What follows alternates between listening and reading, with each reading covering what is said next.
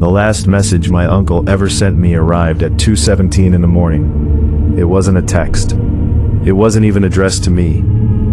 It was an audio file attached to an email draft that had never been sent. The file lasted 23 seconds.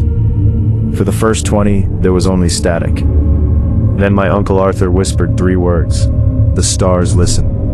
The recording ended with a sound I still can't explain. Not a scream, not a mechanical failure. Just silence. A silence so complete it sounded wrong. Arthur disappeared 3 days later. The police called it a voluntary disappearance. The university quietly removed his name from their website. His colleagues stopped talking about him. And the Kepler Observatory remained abandoned on its lonely hill outside town. For almost a year, I tried not to think about any of it. Then the package arrived. It was waiting outside my apartment when I returned from class. No return address, no note, just a small black case. Inside was a data drive. A single sticky note was attached. Arthur's handwriting. If you're reading this, don't trust what you hear. That should have been enough to make me throw it away. Instead, I plugged it into my laptop. Curiosity is a strange thing. People like to imagine that horror begins with bravery. It doesn't.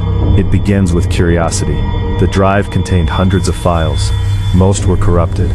Astronomical charts, research notes, audio recordings, photographs, weeks of material. I spent 3 nights sorting through everything. Most of it looked normal. Then I found the logs. Arthur had recorded daily observations during his final months at Kepler Observatory. At first they sounded routine: weather reports, equipment maintenance, telescope calibration. The kind of notes any astronomer would make. Then small things started appearing. Comments that didn't belong. Signal detected again tonight. The pattern repeated at exactly 03:14. Control group heard nothing. Subjective auditory response increasing. I paused the recording. Subjective auditory response? What did that even mean? I played the next file. Arthur sounded exhausted. Interference. Background radiation. Equipment malfunction. A pause. But interference doesn't learn. The recording ended there. No explanation. No context. Nothing. I sat back in my chair and stared at the screen. My phone buzzed from my friend Ben. You alive? I replied instantly. Working on something weird. That's never good. Probably nothing. I laughed despite myself. For a moment the tension broke. The room felt normal again.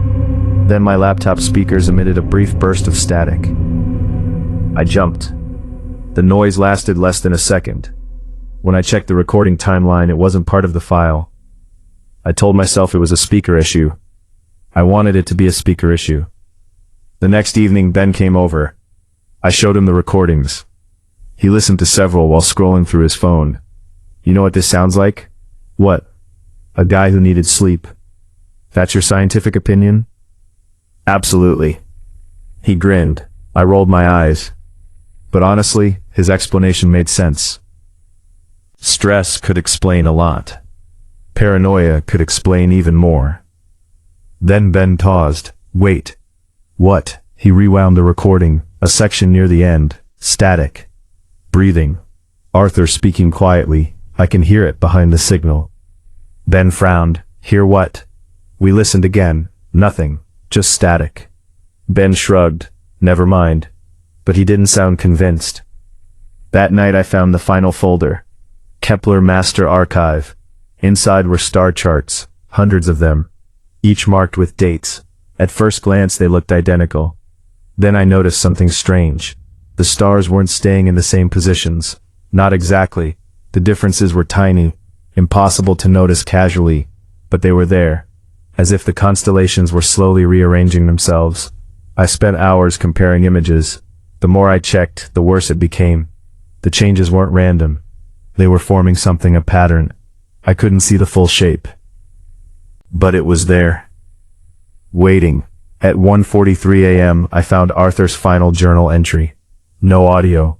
Just text. I wish I had never opened it. The entry read, "The telescope is no longer observing. It is being observed." I closed the laptop immediately. My reflection stared back at me from the dark screen. I remember laughing nervously. Actually laughing. Because the alternative was admitting the sentence bothered me. I told myself I needed sleep. Nothing more. Nothing less. Yet when I finally crawled into bed, I couldn't shake the feeling that something was wrong. Not dangerous. Not threatening. Just wrong, like a familiar song playing slightly out of tune. I checked my phone. 2:17 a.m. The same time the email draft had been created. I almost laughed again. Coincidence. Obviously. Then my phone vibrated. A new notification. Unknown number. There was no message. Only a photograph. A photograph of the Kepler Observatory. The image appeared to have been taken recently. Moonlight reflected off the cracked dome. The rusted structures stood alone against the darkness. At first I thought someone was playing a prank. Then I noticed the timestamp. The picture had been taken 30 seconds earlier. I stared at it. My apartment was nearly 40 miles from the observatory. Yet something bothered me more than the timestamp. I zoomed in. Near the entrance, barely visible, a figure stood beside the gate. The image quality was terrible, too blurry to identify. Maybe a shadow, maybe a person, maybe nothing at all. Then I received a second photograph. This one was closer. The observatory filled the frame. The entrance doors were open. Wide open. A third image arrived before I could react. Closer again, the hallway beyond the entrance. Dark. Empty. Waiting. My hands trembled. I typed a reply. Who is this? The message showed as delivered. No response. Instead, a fourth photograph appeared. This one made my stomach drop. The observation chamber. The giant telescope. The control console. And displayed on the monitor was a single line of text. Welcome back. I stared at the screen. The sender began typing. 3 dots appeared, then disappeared, then appeared again. Finally, a message arrived. Not from the unknown number, from Arthur's email account. The account that had been inactive for nearly a year. The message contained only one sentence. You heard it too, didn't you? Outside my apartment window, every sound in the city suddenly stopped.